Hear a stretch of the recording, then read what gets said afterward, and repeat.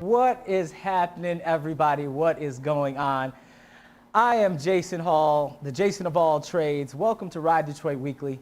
Another week, we're about to put another one out for you that's going to make you happy. Every week, we try to bring you kind of another side of a story that you might not know. All right, so everybody knows about what Free Bikes for Kids does, but they don't know about all the other stuff. So we went ahead and met with Bob and did that. So every week, you're going to see something new that we try to give you a little more information about something you think you know about. Last week's guest, Adriel Thornton out of Mogo, I can't thank him enough. Good friend of mine, but really gave you some insight into how to access Mogo, who they're for, and really what the equity side of that is. So if you missed that interview, you can definitely check that out on the RiDetroit YouTube channel. Make sure you watch and subscribe before you do anything, because that keeps me out of trouble. Trust me, I got a boss that's on me, and I say that every week. So I need you to subscribe so you don't miss any stuff that's going down. Also, please send us any questions, suggestions, or comments to any of our social media outlets. They'll all be listed. You'll see them. We're on Instagram. We're on Facebook. But send that stuff there, because that helps us improve the show, and it helps us come up with great ideas, all right? And on the note of you subscribing, when we reach 100 subscribers, which we're over halfway to, we will draw a name out of those 100 names and give something away. And trust me, it's going to be good. It's not going to just be like a T-shirt. You know, it might not be a Hawaiian cruise, but it'll be up there. All right. So make sure you do that. All right. Without further ado, I've been trying to tell this story for a long time. I am super excited to be able to meet with my next guest.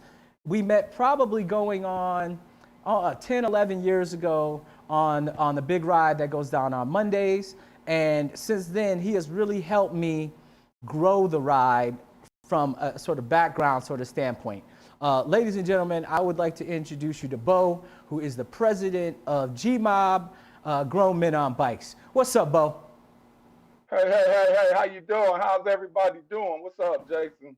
Man, I am so excited to have you on right now because, like I said, man, this is one of those stories, man. Y'all are like an entity that exists out there, and people don't know, should I be afraid? What is all of this?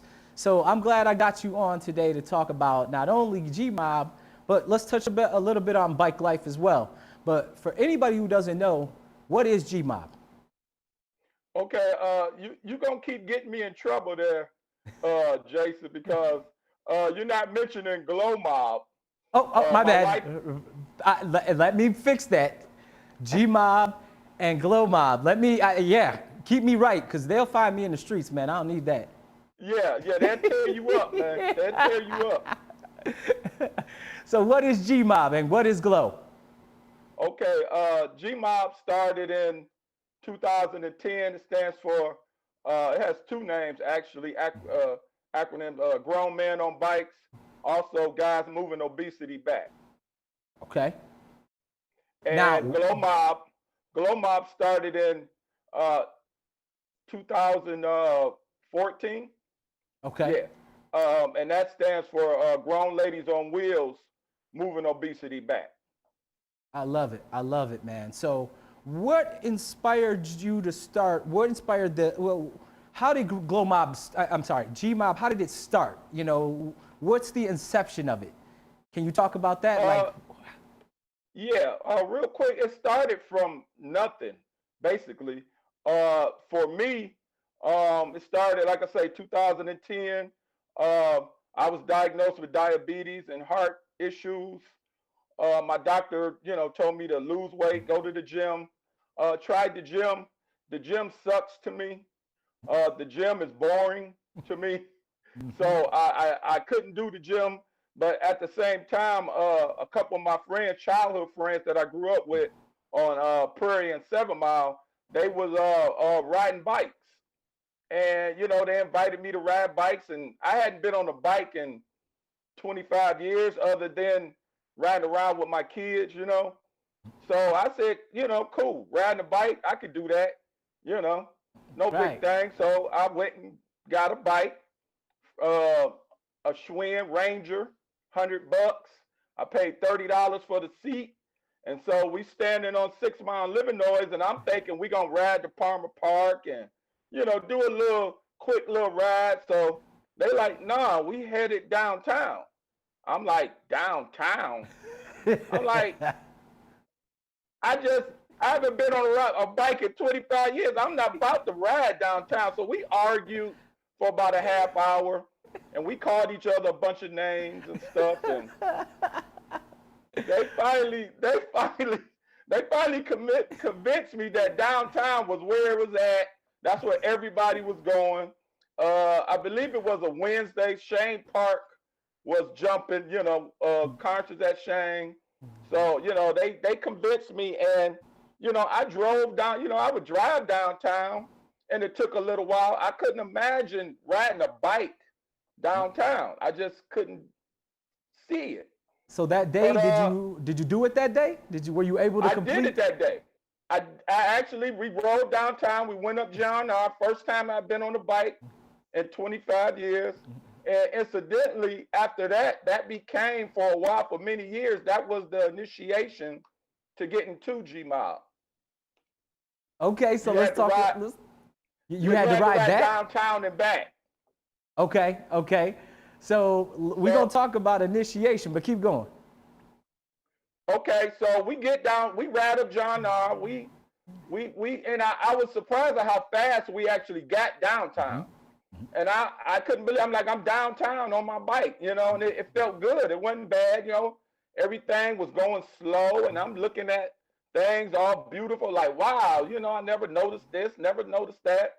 I'm with my boys, so we having a good old time. We stopped at the liquor store, and we got our liquor and everything we need. So we hit Shane Park, man, and they had the barricades on Atwater to barricade the cars and motorcycles. So the motorcycles was at the barricade, but we rode right through the barricade. And when we got through the barricade, and I look, it's 100 more bikes parked on Atwater, and I was just blown away. So that was your first. That was your first big ride. How long did it take you before you were? That was my first time on the bike, first big ride, first time meeting all these people, I didn't know this scene even existed. And how long did it take you before you were ready to get back on the bike? Well, like I said, riding down there was okay, but then you had to ride back home. And home was 7 Mile in Illinois was home. That's where my car was at. And mind you, we had been drinking. Now it's 2, 3 in the morning, and we're riding back down G.L.W.M.O.B. wasted, and it was lucky, at that time of the morning, there's no cars. We had G.L.W.M.O.B. to ourselves. But I'll tell you, once I got home, once I got to my car, I literally fell off the bike. Literally. My ass, I needed an ass-dectomy. I don't know what happened to my ass. My ass was gone. My legs was rubber, but I had so much fun.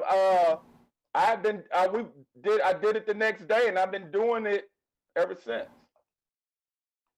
That's how it works, man. You know what I'm saying? Same thing happened with me. One day I just got on a $30 Huffy that my neighbor had, and we rode like to Grosse Pointe. And I was like, that's unheard at that time. I was like, that's unheard of. But then, like you said, I had that bug immediately. The next day, I was just like, I got to get back out here, because I was just seeing Detroit in a different way. Right. And you were talking about how like you experienced it the same way. You know what I mean? You lived in Detroit a good chunk of probably your whole life. But on that bike ride, did you start to notice stuff that you had never seen before? Yeah, life goes by slow, I was looking at finding landmarks that I didn't know was there. Just seeing things that I never really paid attention to. Like, wow, when they do that, I was a tourist in my own city riding that bike, and I was just amazed, And on top of that, I'm riding with my boys who I've been knowing since I was, 12 years old, And so we connected, you know, because we kind of all went our separate ways, you know, having babies and living life and all that type stuff. And you know, my boy Derek Bacon, we call him DB. Uh, when we went to cars as teenagers, he always kept a bike. So he was the one that always rode a bike. And we was like, you can't get no girls on no bike, man. We not riding no bike.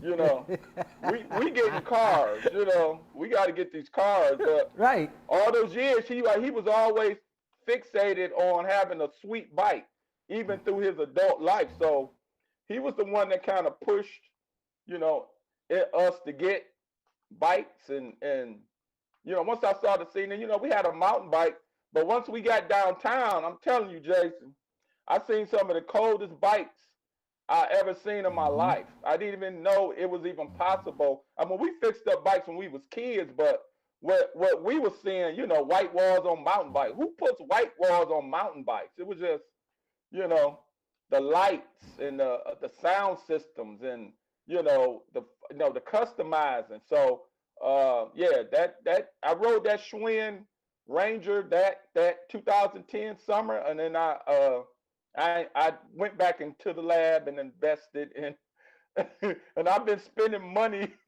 ever since. I always say working at a bike shop is a curse and a blessing because every paycheck I'm gonna spend half of it on bike stuff because it's right here. So Exactly, trust me, brother, I know about spending that money. So exactly. It's when did y'all start to evolve? Okay, so y'all are just a bunch of friends riding bikes, you know, getting it in. When did the idea start to pop up to become a club? well that came probably a month later after I had been riding. And we were just, you know, because it was bike clubs, you know, it was the East Side Riders was out, the Eight Ball Riders slash Rag Riders. You had you know, Southwest, you had Crutchfield, and then you had the Real Riders from Southwest, and you know, a couple more bike clubs. You know, probably about 8 bike clubs, little small scene, no patches. Uh, you know, maybe T-shirts at the time, nothing like that. So one time, you know, we were just sitting in Derek Bacon's backyard, you know, doing what we do, you know, drinking and philosophizing about life and bikes and everything. And we decided that, you know, we could be a bike club. Let's, you know, because there really was no bike clubs from Northwest Detroit. You know, there was no bike clubs coming from Northwest Detroit. They was Southwest and East Side. So, you know, we Mm-hmm. was only kind of like, you know, there was individuals from Northwest, but there wasn't a club. And so we were just sitting in this backyard, and we said, okay, well let's start a club. What's the name? So guys started throwing names out there, and mind you, we drunk, you know. So some of the names were just outlandish, and some just didn't make any sense. But I don't know who did it, but somebody said, just blurted out G.M.O.B. And we was like, okay, that's cool. But what do it stand for? So we went a couple, then somebody blurted out grown man on bikes. And we was like, boom, that's it. That's it. That's it. That's how it works. That's That's how it how it works. works. One drink, one drunk strategy session just made it all happen. Listen, I'm gonna tell you, we came up with slow roll the same damn way. I talk about it. I try to be politically correct about it. But Mike and I were just sitting around drinking wine one night, and we said, you know what, man? I think we could do our thing, man. We could start a ride. You know, we could start doing our own thing. So a lot of creativity comes out of those types of sessions, man. So at that time, how many members did you guys start with? Exactly. Exactly. So and that's how I started. You know, sitting in the backyard. G.M.O.B was born. Uh, it was 6 childhood friends and one more brother, and you know, and we just started riding from there, man. But the whole thing, we was a party and bullshit club. You know, that's what I called it, party and bullshit. It wasn't no community stance, no community activism or nothing like that at the time. We just wanted to ride drink, not fall off our bikes, have fun, see some stuff, and come back home in one piece. I think we all evolved together, man, because, we started our thing in 2010. So we all sort of came together around that time, really trying to figure out what biking was. So when did you decide that let's start to grow this? Okay, we got 6 friends. Now let's progress, let's evolve and become something a little bit more. Okay, well, just to backpack, we met you guys. I don't know, you guys were doing something. We met you guys around 2013. You guys came down Claremont. And at the time, Denard lived on Claremont, my right-hand guy, one of my older riders. He lived on Claremont, and we was getting ready for a ride in front of his house. And you guys rolled past, and we was like, shit. It was about, 100 of y'all, maybe 150. And we just jumped on in and had a ball. We had a ball. It was awesome, man, because at that time, it was important for me to establish an identity. I felt like we were going a certain way where we were gaining traction in the suburbs and all over, but it was important for me that we bring it back to the city. So when y'all started coming in, I really wanted to nurture that relationship. And that's when I reached out to y'all and said, look, let's work together. You know what I mean? Like, y'all are doing stuff. This is a perfect opportunity, I felt like at the time, to show young black men that black men ride bikes and it's not a thing to do. And let's keep it real. Y'all were kind of our hood pass at that time. Right. Exactly. Exactly. Because, before your ride, before Slow, I just want to touch on this real quick, just to let people know just how important what you did. Because before Slow Roll, you probably noticed too, the only big ride in Detroit was the monthly ride, the Critical Mass ride that they did every Friday, the last Friday in the month. Now, that ride was a fast ride. So you pretty much, and it was a protest ride. It was a gangster ride. You was on your own, and these guys, they just, the whole thing was taking over the streets the last Friday of the month. So that was the whole thing. So they didn't have no squad. If you got left behind, if you caught a flat, then you was ass out. And if you came from the suburbs and you caught a flat on Mac, Deep East Side of Warren, and you don't know where you at, you was getting left. So, we really didn't like that. We would help the people out. And so when we met you guys and y'all, y'all didn't leave no rider behind. Y'all helped people out, got people back on the road. Y'all was a slow ride. I never did the Critical Mass again after I met you guys on Claremont that day. Never rode it again. I'm happy to hear that we affected you in such a way. I'm not happy to hear that, that you're not riding that other ride, but that's all right. We got our own thing going on, so it's all good. You know what I'm saying? So how many clubs, let's talk a little bit about like bike life. How many clubs would you say exist now? Because like at that time, you're talking 4 or 5 clubs, that were doing their thing, but now there's patches everywhere. Yeah, now I stopped counting last year at 45, I think it was. So now we're probably over 50 clubs just in Detroit. I'm not just in Detroit, but what people need to understand, this is a countrywide thing that we have fell into. We have Bike Life Midwest, which consists of Detroit, Pontiac, Michigan, Cleveland, Ohio, Toledo, Ohio, Dayton, Ohio, Indianapolis, Indiana, and it's just growing every day. And we all pretty much met each other through Facebook. So 45 clubs in the city. It blew up, like I say, probably around 2014, 2015, right along with your ride. It just kind of manifested itself. And the thing about Detroit is so flat. It's so flat and easy riding. I mean, you got potholes, but when you go to other places that's real hilly, you appreciate the flatness of Detroit. Mm-hmm.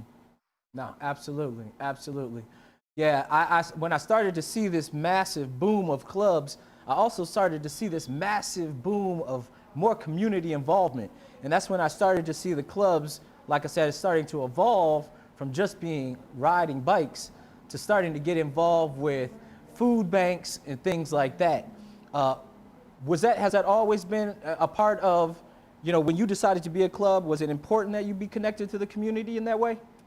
Well, no, not initially, because every club takes their own identity, and I try to tell people, you don't, you can,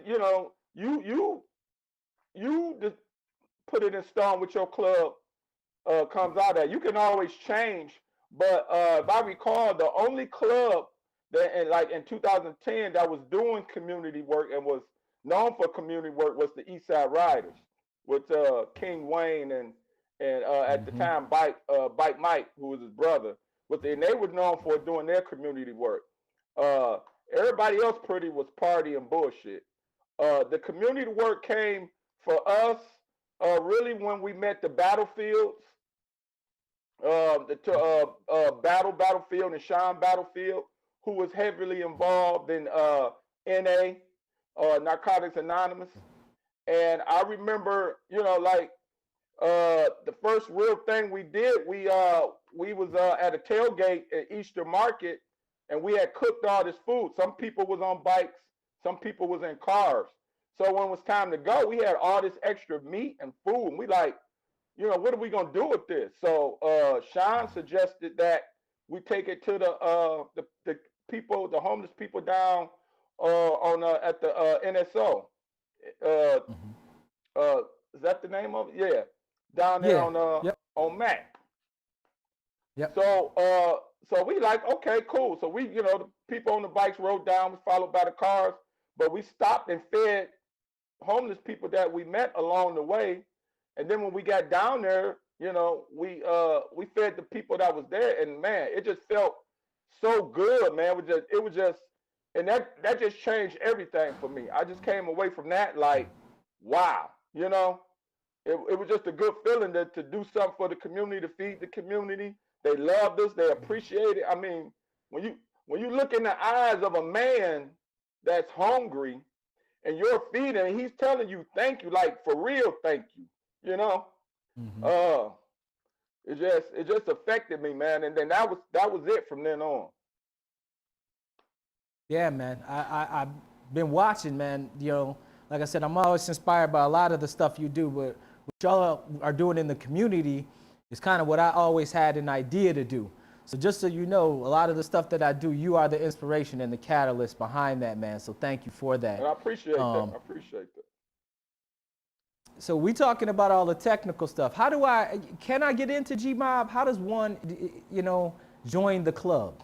Well, to get into G.M.O.B, it's well. Let me say this first, that organizing a bike club, there was no blueprint.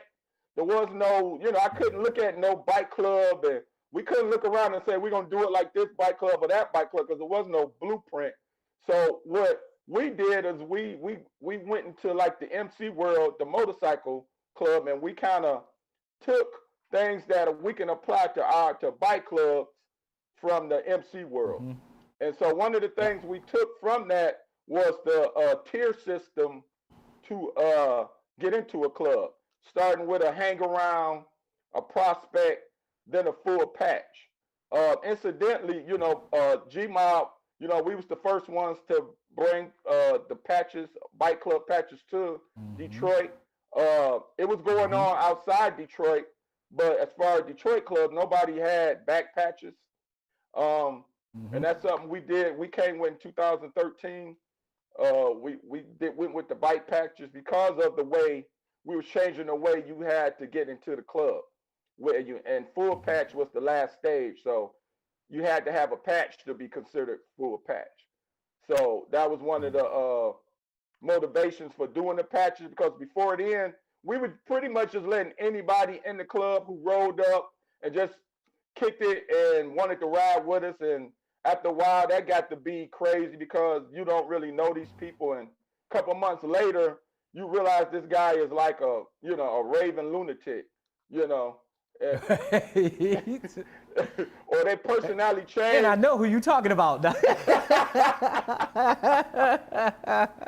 So, so you know, we got to do something. I was like, we got to do something different. We got to, you know, we got to institute a screening process to kind of screen people before we put a patch on them, because you don't want to put a patch on a lunatic, you know, because he's representing your club, you know, wherever he go, whatever he do. So you had to be careful about who you put the patch on.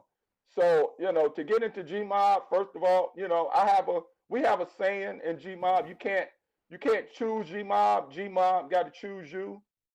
Um, and it's not an arrogant thing, but it just comes out of trial and error. You know, everybody is not grown. Everybody's not going to live up to a grown standard.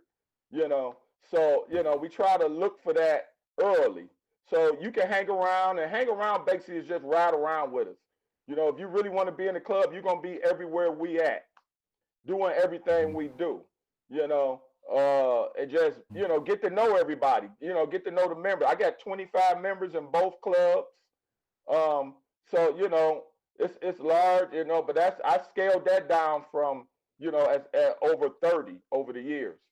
So I scaled it down to a nice trim 25 with two clubs, and so you know you got to be respectful. I got women in my clubs. I got couples, so you got to be respect that. You got to respect. You got to, you know, hold your liquor, and you know, and just be grown.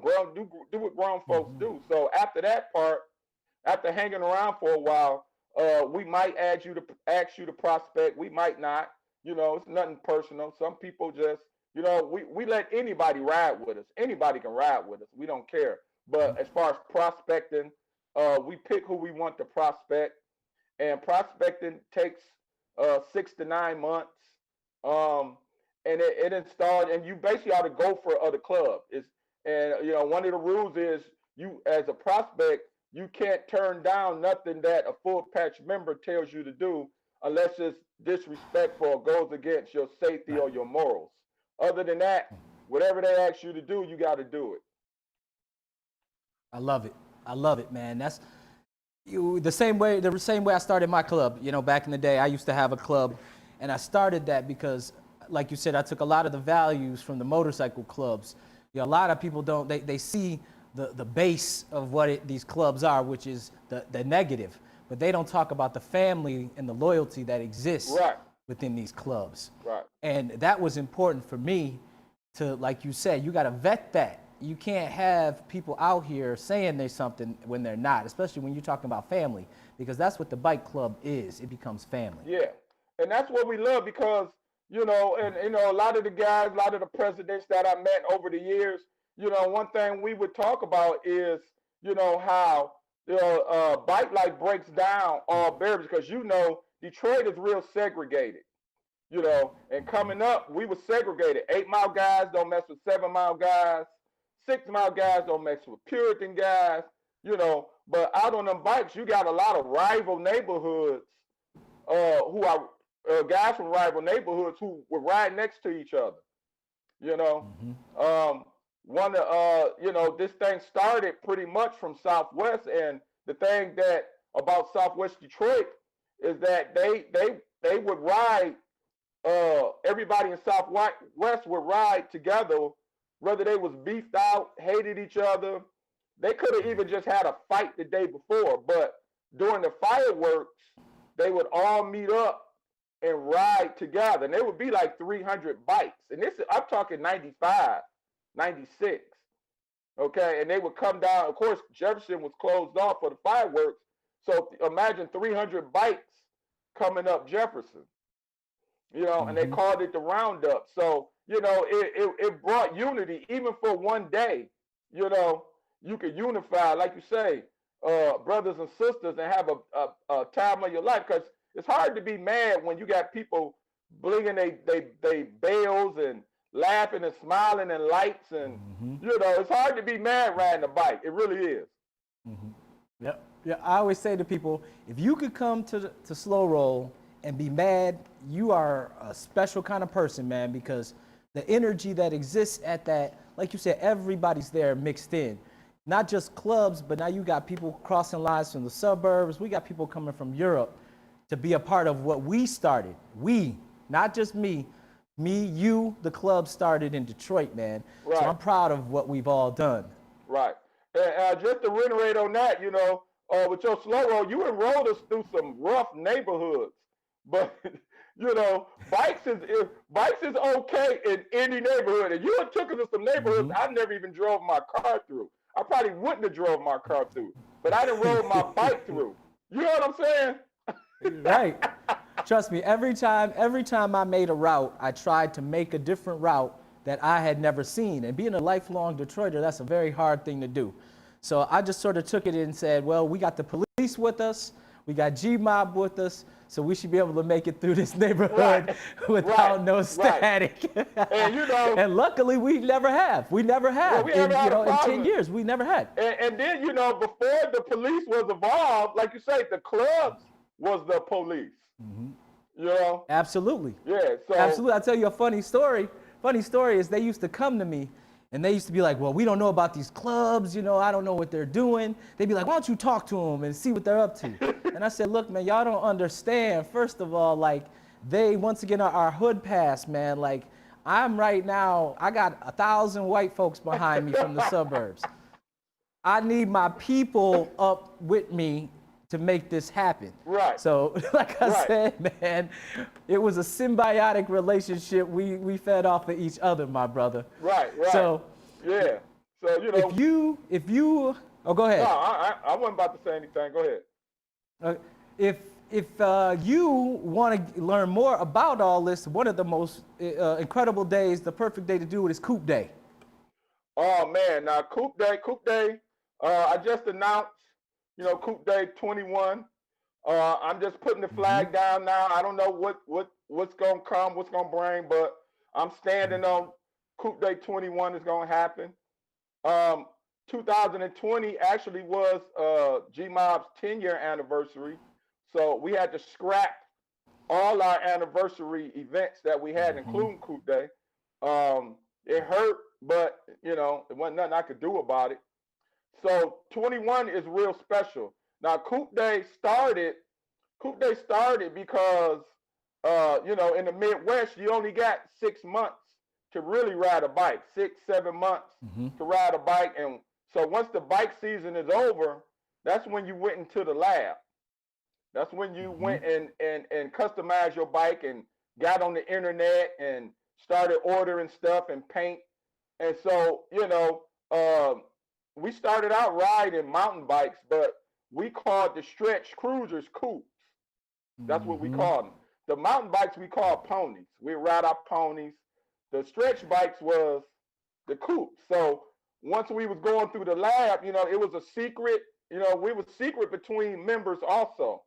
Between club and between members, it was a secret. We didn't divulge what we was coming out with till Coupe Day. And so we said, everybody that's doing the bike, you got to bring, if you want to bring it out to be seen, you bring it out on Coupe Day, which was I got to put my charger in, which was Memorial Day weekend. And it was started out in Harmony Park. So we would just roll in Harmony Park on Memorial Day week. You didn't know who had what, who was on what, until they rolled into the park, and you would just lose your mind. And that's how it got started. And we're not talking about just customizing in the sense of like, I just went and got some orange grips. We're talking about some of these bikes can be up to 10 G's. Yeah, we're talking about, full customized. We talking, we talking some bread. People were really putting thousands of dollars into this endeavor. This kept getting bigger and bigger because everybody want to have that wow factor. Everybody wanted to wow each other every year, even between clubs. So every winter it was, going into the lab, and it just got so big and big and big. It was too many people in Harmony Park. It was just crazy. You got 200-300 people, and then you had people coming from all over the Midwest. Started coming and driving up. Dave and them from All Out Riders from Cleveland, and then they splintered and had more clubs. So it just got too big. So we went to Cass Park. Mm-hmm. And now y'all about to outgrow that. I mean, y'all, the movement it's just progressing.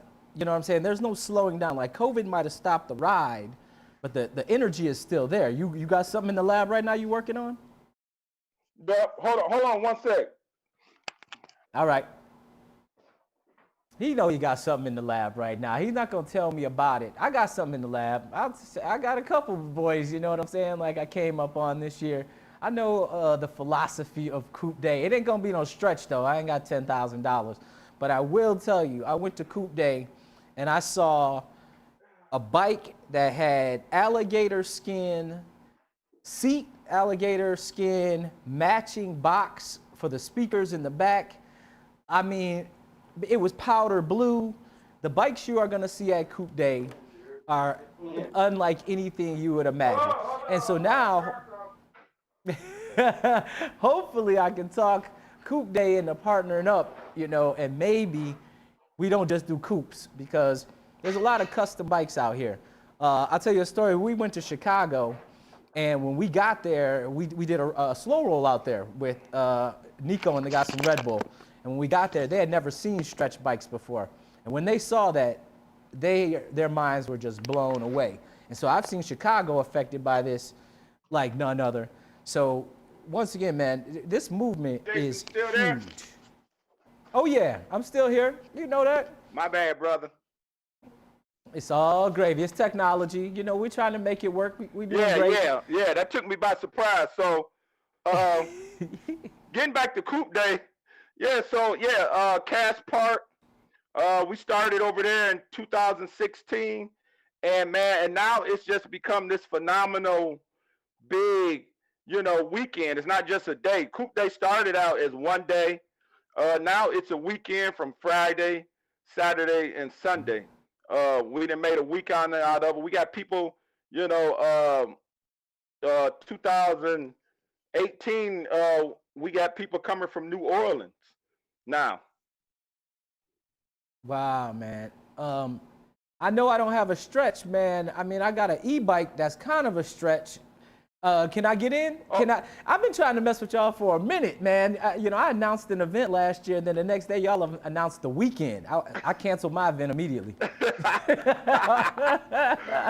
I was like, well, Coupe Day. See, that's the thing about Coupe Day. Coupe Day celebrates all the bikes, all the bike frames, anything. You never know what comes in the park.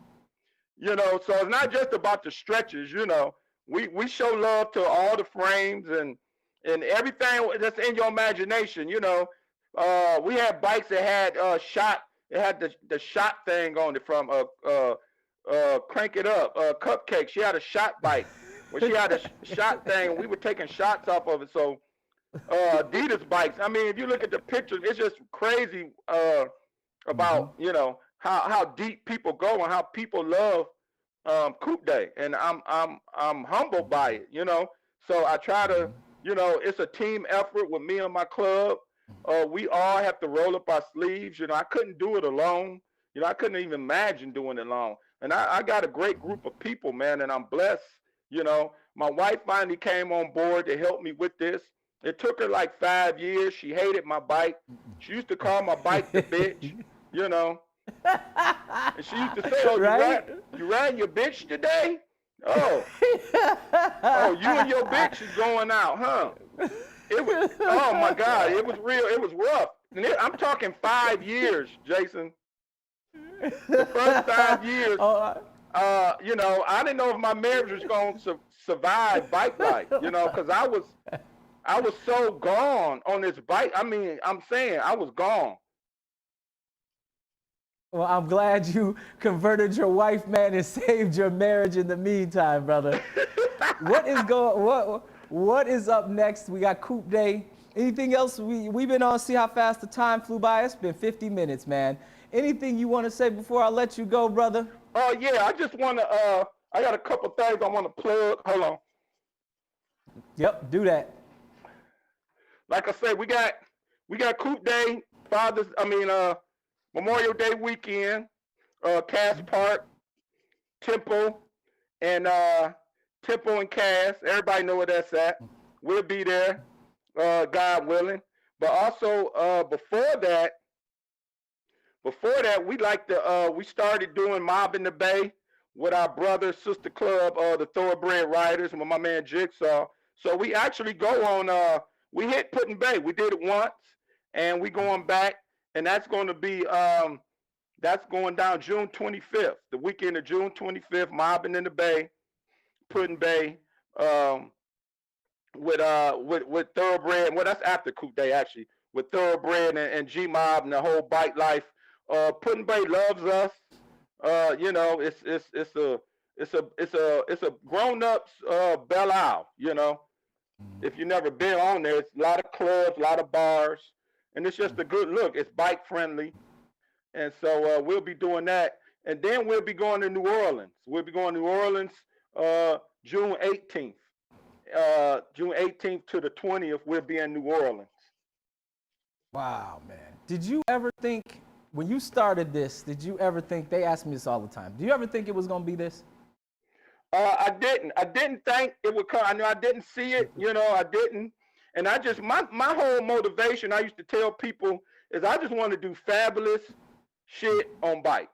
Whatever's fabulous, whether it's a parade, whether it's feeding the homeless, whether it's doing a kid's bike ride, whatever we can do fabulous on bikes, I'm game for.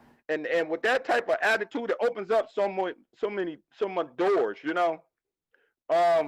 and I'm blessed to have people who look to me and look at me as a positive force, and I try to be that force. But and it all evolved, as far as traveling, that started with I can't say that I started the traveling thing because I didn't think about putting bikes in U-Hauls. That came from Pontiac and that came from Cleveland. When they came down here and they brought their bikes here, they rolled up in U-Hauls with bikes full of bikes, and I was like, wow, so that opened it up. Okay, well, we can travel. Let's get trailers and let's go across the country. So we've been to Vegas and Cleveland and Toledo, Miami, and now New Orleans is on the map. And the New Orleans scene, I know you're busy, but their scene is like our scene was in 2015, 2016. A lot of energy, bike clubs popping up out of nowhere, So they do the Father's Day thing. Of course, we couldn't go last year, so we're going to be there this year, and it's crazy. I love New Orleans. Well, brother, I can't thank you enough for doing this, man. I mean, like I said, I've been trying to get you somewhat into this world for a minute, man, because a lot of times people ask me questions, and I'm like, I'm not the mouthpiece for bike life. You know what I mean? Right. And I'm not saying you are either the mouthpiece for all of bike life, but you are definitely one of the influential pieces that make that puzzle come together. And I can't thank you enough, brother. Thank you for coming on today, man. And let's link up soon, man, because like I said, you done stole my energy, man. I used to do all these events. Now I'm just riding along with you, bro. Hey, brother. Now, I thank you too, man. I feel the same way about you, man. You've always been a positive force on this bike scene. And one thing I can say about you, you never changed up. You know what I'm saying? You've been the same cool brother from 2013 before to wherever I met you, till today. And and your energy has been the same, and your motivation has been the same. And I think it's time for us to come together and really put some stuff. I like what you're doing with the RiDetroit and the e-bike. So, hopefully this year, man, let's see if we can put our heads together and try to, make something happen. I love it, brother. That's the Detroit way. Ladies and gentlemen, Bo Wilson, president of G.M.O.B and G.L.O.W.M.O. Don't want to forget my ladies in the streets. I will talk to you soon, brother. Thank you. Thank you, brother. Appreciate it. One love. All right. Talk to you. All right. Ladies and gentlemen. Hey. Oh, what did I tell you? What did I tell you? Do I lie to you? Every week I tell you it's going to be good, and it's better than good. It's great. I've been trying to get Bo on for a minute, so now you have a little bit better understanding of G.L.O.W.M.O.B and G.M.O.B, over 45 clubs in the city of Detroit. Each one is different. Everybody has their own flavor. I would suggest that you come down to a Monday night soul roll and ride. The East Side Riders, all those guys, definitely shout out to them. Shout out to every. You don't want to start saying names because if I forget one, somebody's going to be at my door waiting for me. So I'm thanking all of Bike Life for supporting me for 10 plus years, riding along through the ups and downs, man. I love all of y'all. This has been amazing. Tune in next week. We got my homie. Once again, I'm going to give you a little insight. I used to work for this company. I got my man, Brian Lindsay, coming out from Handlebar, Detroit. Everybody in the city always says, Handlebar this, Pedal Pub that. We're going to talk to him about what it means to bring hundreds of people a day to the city of Detroit to experience it for their first time. We're going to talk about the amount of money that they put back into the Detroit's economy and things like that. And just to spell some of the stuff like, I'm going to keep it real. I've never seen anybody throw up on one. Let me just get that out of the way right now. So I'm getting off on a tangent because sometimes I get make sure you watch, comment, and subscribe. Leave questions and suggestions. So we make sure that